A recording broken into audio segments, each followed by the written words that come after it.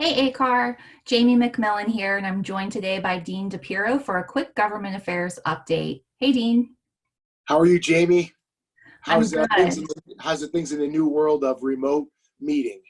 It's something else. We've certainly had a lot of video meetings here in the last 4 to 6 weeks. Not Right. something I was ready for. Well, it's good to see that everybody's been engaged. I know your legislative meetings that we've had, our folks are engaged and people are conducting business to the best of their ability and learning new ways of doing things. We sure are. We sure are. Speaking of that, Um, as we all know, the primary election was extended from March 17th to April 28th. Thanks to the General Assembly for taking action on that to let those of us that had waited to vote actually get to vote. So we now know who the candidates are moving into November, or at least most of them. But from your perspective, Dean, what are some of the key takeaways or highlights that are worth noting? Well, certainly, Jamie, it was an unusual election because it was all done throughout the state of Ohio via mail-in ballots. And now there's a real debate whether or not our general election in November is going to be done by a mail-in ballot only because of the COVID crisis. So over the next few months, we'll be watching that very closely. Obviously, that would have to be done by an act of the state legislature to make that change. But it certainly changes the dynamic as far as how candidates campaign and how groups like ours can get behind candidates and advocate for particular candidates. So that'll be interesting. The primary election in Cuyahoga County and Medina, or in Summit County, there were not a lot of surprises. Obviously, the two parties, Democrat, Republican, nominate their individuals for the general election. In Cuyahoga County, where there's approximately 13 or 14 legislative races, including state rep and state senate, there were no surprises. Many incumbents were unopposed. There were a couple of opposed open seats that there were winners, and then they'll face off against other individuals or someone from the opposite party in the general election. So in the general election, you'll see all the legislative races, state house races in the county of Cuyahoga and Summit, and then the particular state senate races. Not all of them, all of the state senate races will be up because they're 4-year terms as opposed to 2-year terms. So I'd say half of those would be up. And then in addition, you'll have county council races that will be on the ballot as well. Not to mention the numerous judicial races for Court of Appeals, the Common Pleas Court, and then the juvenile courts and the probate court, as well as 2 hotly contested Supreme Court races statewide. Very true, very true. The one big race that I know a lot of us were watching was in Summit County for the Democratic nomination for the county sheriff. And I got to say, we were really pleased that Captain Candy Fothery ended up securing that nomination. She was our RPAC supported candidate.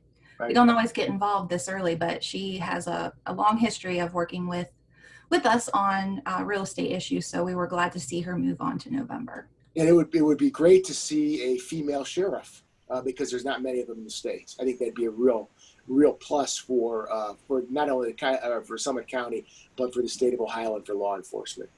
Absolutely. So shifting to policy, I know we've heard from a few of our ACAR members about some changes that have been made to point of sale policies in some of our cities. And those members have had some pretty strong concerns about those pieces. But we do need to hear from more of our members to let us know what their clients are experiencing, what challenges they're seeing. It'll really help us, I think, advocate more effectively as we move forward. So Dean, I wanted to ask you, how long do you think we'll be operating under these current circumstances? And are there any key issues or other topics that we really should be keeping an eye out for and hope that our members are watching out for as well? Well, we're in a whole new world right now, Jamie. We're still, even though it's going to be May 1st tomorrow, we're still going to be under a stay-at-home order for the foreseeable future, even though the governor is slowly opening up the state, if you will, in the different sectors slowly opening up. But as far as our world, the real estate world, the point of sale issue is a great example because of how, with social distancing and the stay-at-home order, something as simple as a home inspection or even a house showing that world has changed. You know, you have now, I've talked to realtors where the owners are asking them to, wear gloves and a mask in the house when they show the house. And that makes sense based upon what all the doctors are telling us. So you have that, and then obviously you have policy changes at the city level. Not only are cities operating remotely, having their meetings, but they're changing, for example, the point of sale and how that's approached, and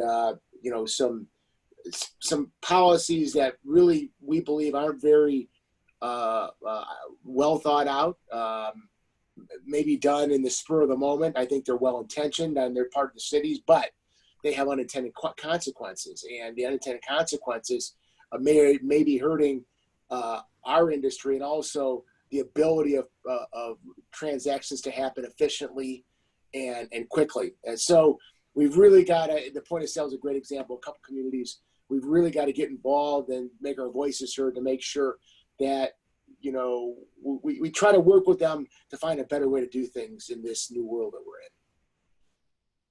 Could you talk for just a second about the important role that the census plays, and why it's so important that everyone really take the 2 minutes to go online to submit their information for that? Right. I just did mine 2 weeks ago, so I'm glad you asked. So the census comes up every 10 years, and and what it is, I think everybody kind of knows what it is, but it's a count of people in the state of Ohio, actually in the country, but it's broken down by state.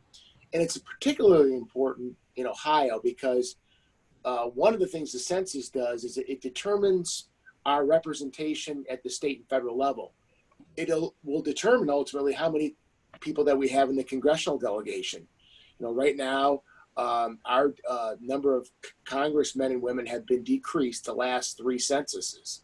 And it's projected we may lose another seat or 2 this time around, depending on our count. Because as you know, there is population shift happening to the south and southwest parts of the country.